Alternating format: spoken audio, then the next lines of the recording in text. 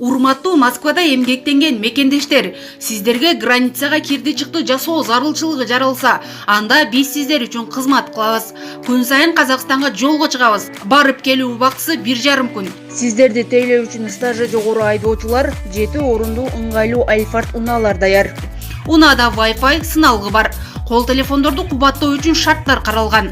Мындан сырткары жолго чыгаар алдында кара тизмеде бар жок экениңизди акысыз текшерип беребиз. Анан да границада жаралган көйгөйлөргө жардам колун сунабыз. Шашылып калыңыз. Байланыш үчүн телефондорубуз 8 968 402 42 72. Биздин дарек метро Проспект Мира.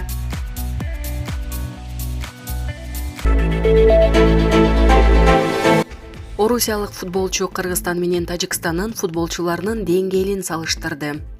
Москванын Спартак клубунун жана Орусия курама командасынын коргоочусу Даниил Хулусевич Кыргызстан менен Тажикстандын курама командаларынын оюнчуларынын деңгээли тууралуу ою менен бөлүштү. Негизи азыр баары футбол ойногонду үйрөнүп калышты. Ар бир адам коргонууну, чабуулду, футбол ойногонду билет. Анан бары оюнчулардын сапатынан көз каранды, деди Хулусевич Орусиянын жергиликтүү спорттук басылмасына берген маегинде. Ошондой эле ал футбол талаасынын сапаты боюнча Бишкектеги стадион жогорку деңгээлде экендигин белгилеген. Кыргызстан менен болгон беттешти да, Тажикстан менен болгон беттешти да талаа биз үчүн оор болду. Бирок Кыргызстандан Тажикстандан айырмаланып, газон табигый жана жумшак болгон деген ал. 17 ноябрда Орусия курамасы Тажикстандын курама командасы менен жолдоштук беттеш өткөргөн. Дүйшөмбү шаарында өткөн беттеш 0-0 эсебинде тең чыгуу менен аяктаган. 24 сентябрда Орусия Кыргызстан курамасы менен дагы жолдоштук беттеш өткөргөн.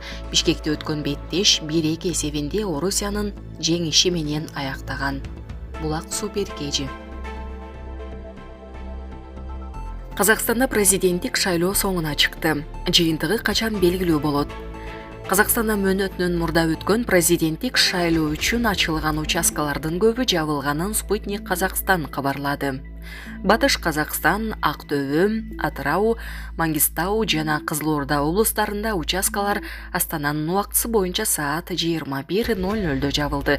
БШКнын маалыматы боюнча өлкө аймагында 10 миңден ашуун шайлоо участкалары ачылган.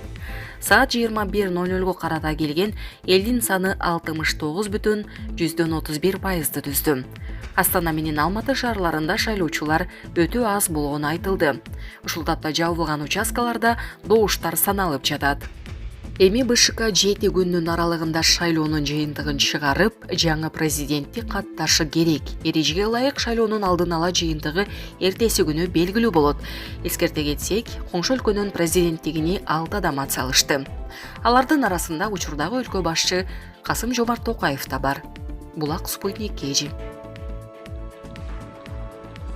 Катарда футбол боюнча дүйнө чемпионаты башталды. Өзгөчөлүгү Катардын эмири Шейх Тамим бен Хамада Аль Тани футбол боюнча дүйнө чемпионатын ачык деп жарыялады.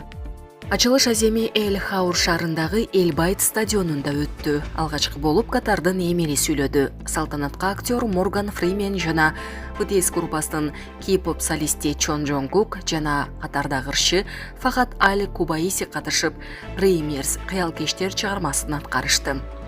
Дүйнө чемпионаты акыркы жылдардагы көпчүлүк самап күткөн ири спорттук окуя. Катарда өтчү Мундиалдын бир нече өзгөчөлүгү бар. Бул тарыхтагы эң кымбат чемпионат. ЖМКлардын маалыматы боюнча ага 208 миллиард доллар жумшалды. Турнир биринчи жолу жакынкы чыгышта Араб мамлекетинде өтүп жатат. Биринчи жолу футбол майрамы салкынга туш келди. Жайында Катарда катуу ысык болот. Бул 32 команда катышкан акыркы биринчилик, кийинки чемпионатта 48 команда күч сынашат. Биринчи оюнга Катар менен Эквадордун командалары чыгат. Беттештерди эксклюзивдүү укукка ээ болгон ОТРК түз алып көрсөтөт. Булак Спутник кежи. Си Цзиньпин Джо Байденге Кытайдын кызыл чегин көрсөттү. Тайвань маселеси Пекин менен Вашингтондун мамилесиндеги кызыл чек. Кытай жетекчиси Си Цзиньпиндин АКШ президенти Джо Байденге айткан бул сөзүн өлкөнүн тышкы иштер министрлиги сайтына жарыялады. Эки лидер Балиде өткөн G20 саммитинин алкагында жолуккан. Кытай эл республикасынын башчысы Тайвань маселеси Кытайдын кызыкчылыктарынын өзөгү, саясий негизи жана эч ким кесип өтпөшү керек болгон кызыл чек экенин так көрсөттү деп айтылат маалыматта.